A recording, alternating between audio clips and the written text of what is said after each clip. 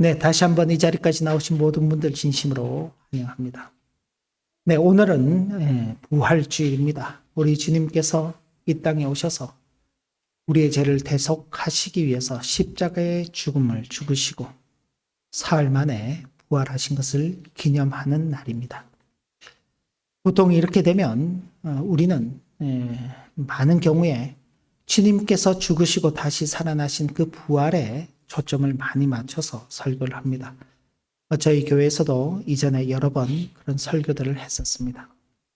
그런데 그 부활 사건은 단 한 번 있었던 사건이며 그 이후로 계속되는 것은 그 사건을 경험하고 그 사건에 참여한 성도들의 삶은 지속적으로 이어지고 있다는 사실입니다.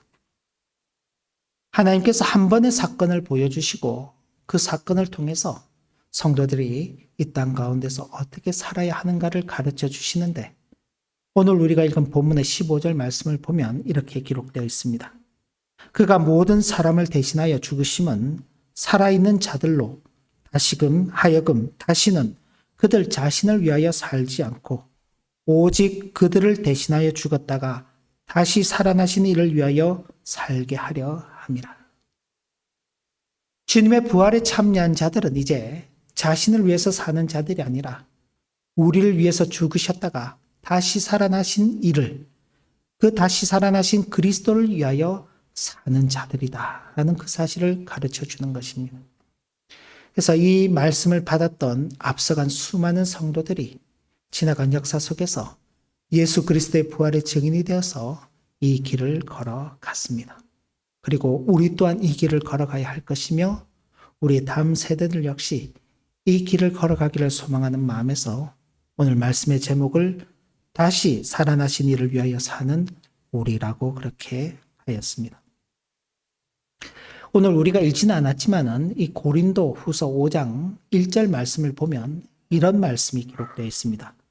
만일 땅에 있는 우리의 장막집이 무너지면 이라는 표현입니다. 여기서 우리의 장막집이라는 것은 장막집이 무너진다는 것은 죽음이 찾아온다는 의미입니다. 우리 육체를 두고 이 땅의 장막집이라 그렇게 표현하는데 그 장막집이 무너지는 것을 두고 우리에게 죽음이 찾아온다면 그렇게 말하는 것입니다. 세상 사람들은 바로 이 육체의 장막집이 무너지는 그 죽음 때문에 대단히 두려워하고 또 그런 일들이 자신에게 어떤 현상적으로 나타나게 되면 절망하게 됩니다. 그리고 탄식합니다. 물론 그런 부분은 성도라고 해서 예외라고 할 수 없습니다. 우리 역시 우리의 육체가 약해지고 죽음이 가까워지게 되면은 두려움과 또 절망과 탄식을 하게 됩니다. 그런데 이 본문을 두고 우리 앞서간 신앙의 선배였던 칼빈 같은 경우에는 성도의 탄식을 두고 절망의 소리가 아니라 부활을 사모하는 소망의 소리라고 하였습니다.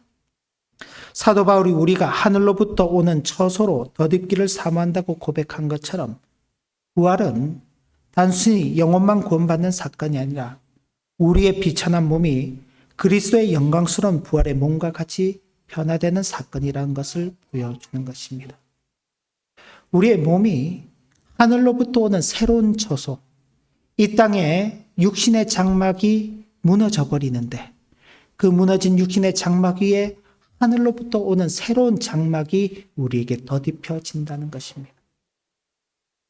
예수 그리스도를 통한 부활은 우리에게 그런 영과 육의 변화를 가져오는 것입니다. 그래서 바울은 이를 두고 이렇게 표현합니다. 4절 말씀을 보면 죽을 것이 생명에 삼킨 바 되었다. 마치 어둠이 빛에 삼켜지듯이 우리의 죽음은 주님의 부활 생명에 완전히 삼켜지게 될 것입니다. 지금 이제 아침에 이렇게 어두울 때 산책을 이렇게 하시다 보면은 어둠이 이렇게 깊어졌다가 어느 한순간 해가 뜰 때 그냥 순식간에 이 어둠이 딱 사라져 버리죠. 여러분들께서 밖에 계시다가 집에 들어가서 캄캄한 집에서 있을 때 불만 이렇게 탁 켜면 어떻게 되나요? 그 불빛 하나로 온 집이 환하게 밝아지면서 어둠이 사라지는 것이죠. 바로 우리에게 그렇게 절망을 가져다 주는 그 죽음이 생명에게 삼킨 바 되는 것입니다. 순식간에 그런 변화가 일어나는 것이죠. 하나님께서는 이 놀라운 승리를 우리에게 보증해 주시기 위해서 성령을 우리에게 주셨습니다. 성령 하나님은 부활의 실제를 오늘 우리 삶 속에서 맛보게 하십니다. 그러므로 부활의 소망을 가진 성도는 죽음 앞에서도 당당하게 되는 것입니다. 저와 여러분들도 죽음을 맞이하게 되죠. 그러나 그 죽음이 우리에게 있어서 절망이 아니라는 것을 아는 것은 대단히 중요합니다. 우리가 죽음을 맞이한다는 것은 곧 그리스도와 함께 영원히 거하는 것이기 되기 때문에 그렇습니다. 그러니 죽음이 끝이라고 여기는 사람들은 절망스럽지만 그 죽음으로 인하여서 우리가 그토록 사모하던 주님과 영원히 함께 거하게 된다는 그 사실 때문에 그 죽음 앞에서도 두려워하지 않게 되는 것입니다. 이건 인간이 어떤 이론이나 논리적인 설명이나 어떤 감정적인 호소로 이해되는 것이 아닙니다. 성령 하나님께서 우리에게 그 그리스도의 부활이 우리의 부활이 될 것이라는 것을 우리에게 확증시켜 주실 때, 비록 우리의 육체가 무너지는 그 일을 맞이하게 될지라도 그 속에서 우리는 절망하지 않고 부활을 소망하게 되는 것입니다. 그리고 이 소망이 오늘 우리를 이 땅에서 삶에서 견디어내게 해주시는 것입니다. 이렇게 부활에 참여한 성도들은 그 삶의 동기가 바뀌게 됩니다. 루터 같은 경우에 이 강건하신다라는 표현이 있는데 이 강건하신다는 말씀을 이렇게 해석했습니다. 그리스도의 사랑에 완전히 압도당한 상태입니다. 그 운동선수들이 이렇게 특히 유도 같은 그런 경기들을 보면은 이 쪼르기 이런 걸 해서 상대방을 이렇게 탁 제압을 하면은요. 상대방이 압도당하고 나면 어떻게 되나요? 꼼짝달싹 하지 못하는 것입니다. 그죠? 그러면 이게 쳐서 항복하는 것밖에는 다른 길이 없습니다.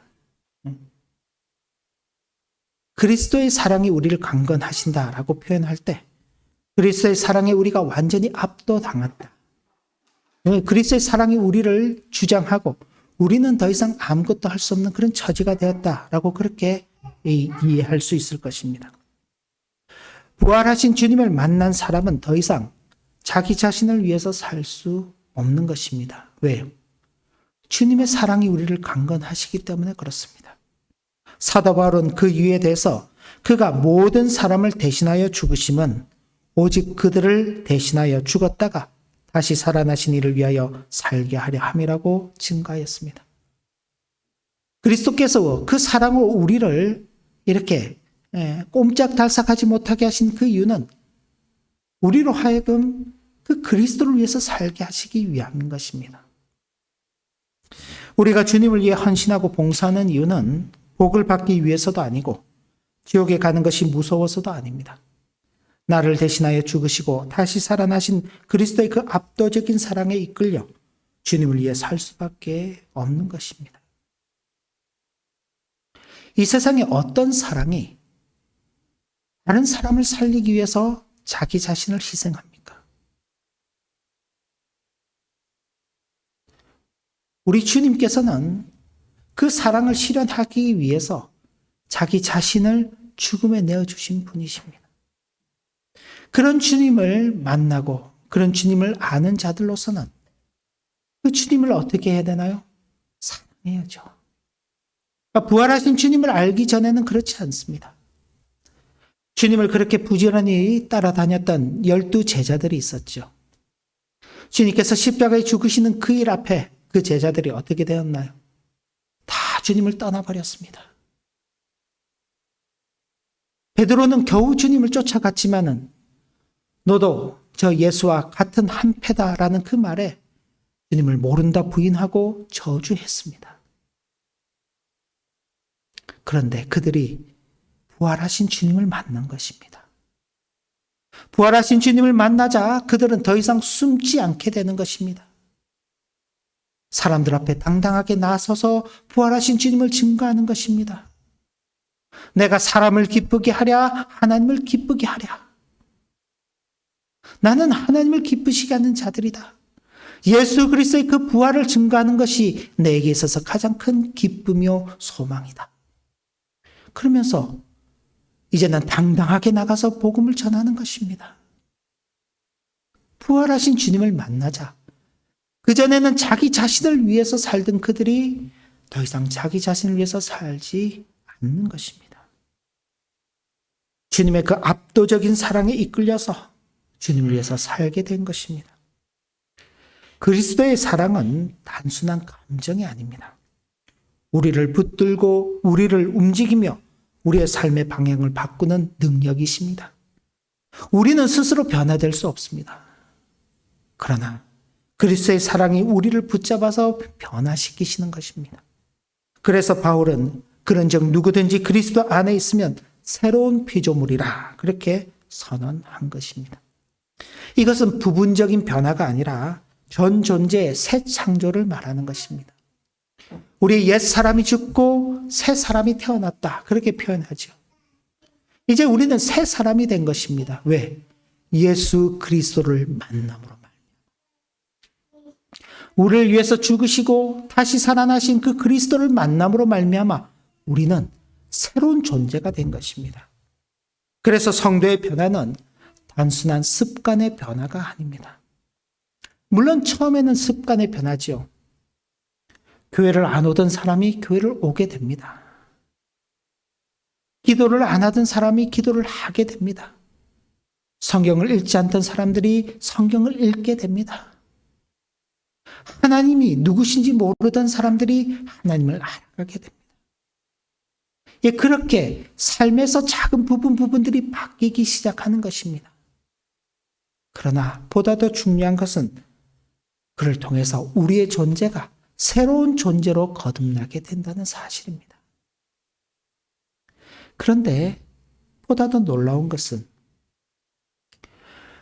그리스도께서 우리를 위해서 죽으신 것은 우리로 하여금 다시 살아나신 그 그리스도를 위해서 살라고 그렇게 하시기 위해서. 그래서 오늘 제목이 다시 살아나신 이를 위하여 사는 우리라고 그렇게 붙였죠. 근데 예를 들어 보겠습니다. 나를 위해서라고 그렇게 한다면 나라는 그 대상을 제거해버리면요. 나를 위한 게 맞나요? 아니죠. 여러분들을 위해서, 자, 너를 위해서 파티를 할 거야. 너를 위해서 파티를 할 건데 너는 오지 마. 그러면 그 파티는 누구를 위한 파티인가요? 그런 파티 좋은 파티인가요? 아니죠. 아무도 그런 파티를 원하지 않을 것입니다. 나를 위한다면서 그럼 내가 중심이 되어야지. 근데 하나님께서는 그렇게 하지 않으십니다. 하나님께서는 우리에게 다시 살아나신 이를 그 그리스도를 위하여 살 것을 말씀하시면서 우리에게 전혀 다른 길을 보여주시는 것입니다. 자, 예수 그리스도는 아무런 죄가 없으신 분이십니다. 그러나 우리의 모든 죄와 저주를 대신 짊어지셨습니다.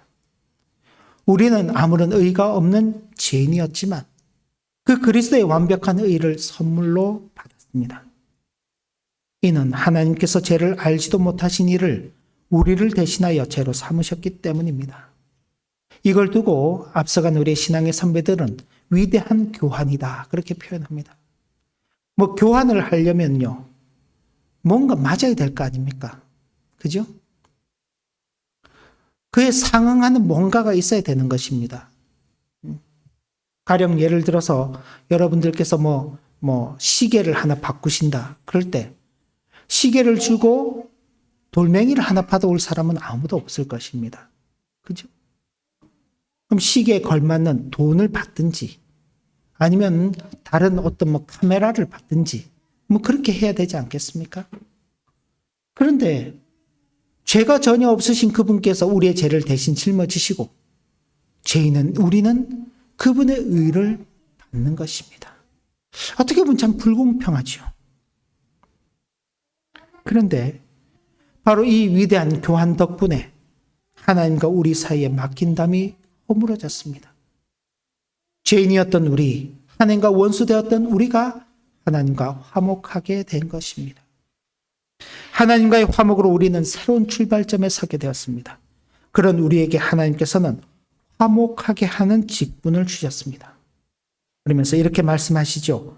세상을 자기와 화목하게 하시며 그들의 죄를 그들에게 돌리지 아니하시고 화목하게 하는 말씀을 우리에게 부탁하셨다. 그래서 사도 바울은 그러므로 우리가 그리스도를 대신하여 사신이 되어, 이 사신은요, 대사. 우리 이제 볼일 보면 영사관, 대사관 이런 데 가죠?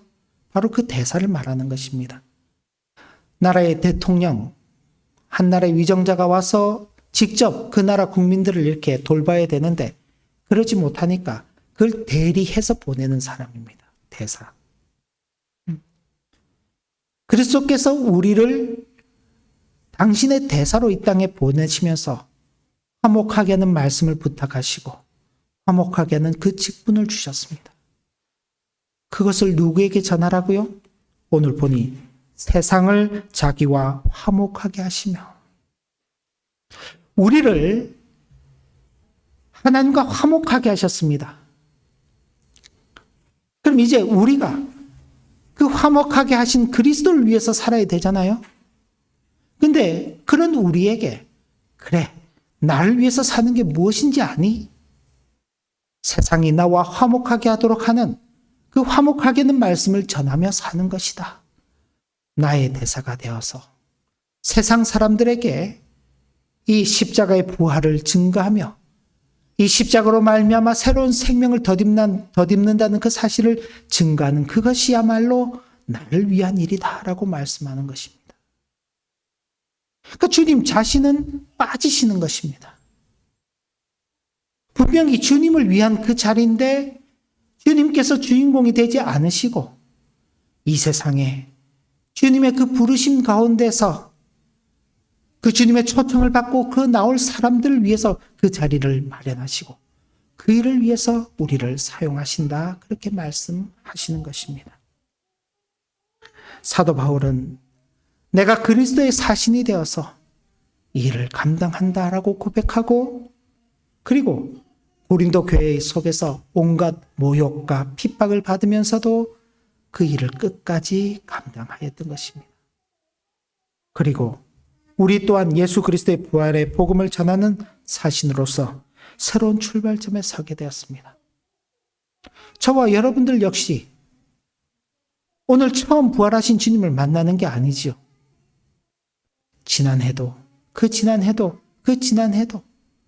여러분들께서 처음 신앙생활을 시작하시는 그때로부터 부활하신 주님을 만나왔습니다.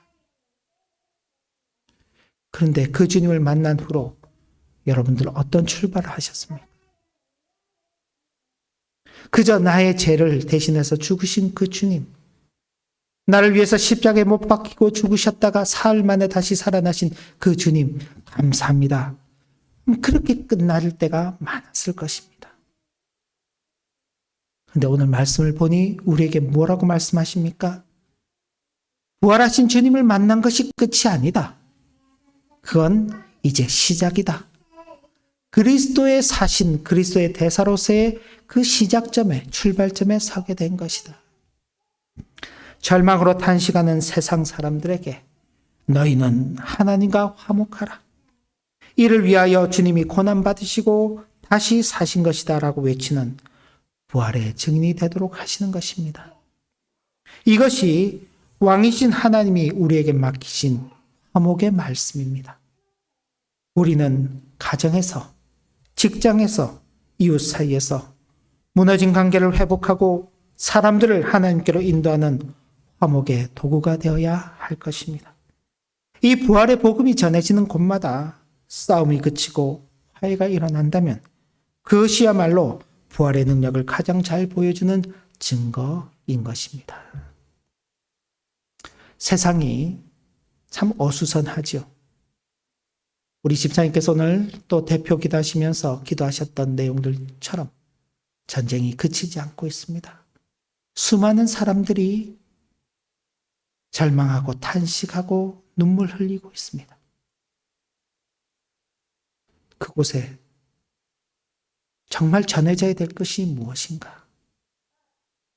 이 화목하게 하는 말씀, 예수 그리스도의 그 부활의 소식이 그곳에 전해질 때야 그곳에 참된 평화와 안정과 평이 있게 될 것입니다.